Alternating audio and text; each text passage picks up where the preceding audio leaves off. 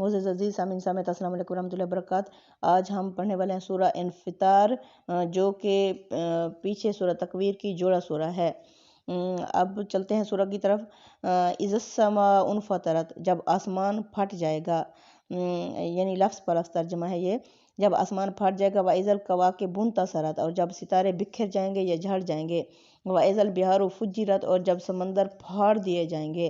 وَإِذَا الْقُبُورُ بُعْثِرَتْ، جب قبریں کھول دی جائیں گی۔ عَلِمَتْ نَفْسٌ مَّا قَدَّمَتْ وَأَخَّرَتْ، جان لے گا ہر انسان جو اس نے آگے بھیجا ہوگا، جو پیچھے چھوڑا ہوگا۔ یا ایھا الانسان، اے انسان، ما غرک بربک الکریم، تجھے کس چیز نے اپنے رب کریم کے بارے میں دھوکے میں ڈالا؟ الذی، وہ ذات، خلقک، جس نے تجھے پیدا کیا، فسواک، پھر تیری صورت بنائی، فعدلک، پھر تیرا اندازہ کر دیا، تجھے ہر چیز ٹھیک کر دی۔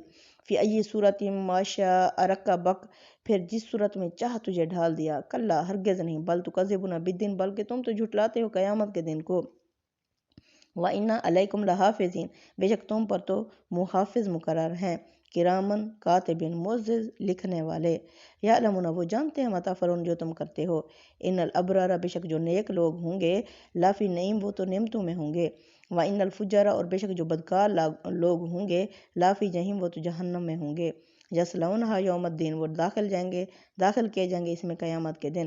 وما ہم عنہا بغائبین، اور وہ اس سے غائب نہیں ہو سکیں گے، جہنم سے نہیں نکل سکیں گے۔ وما ادراک ما یوم الدین، اور تم کیا جانو لوگو کہ کیا ہے قیامت کا دن۔ ثم ما ادراک ما یوم الدین، پھر تم کیا جانو لوگو کہ کیا ہے قیامت کا دن۔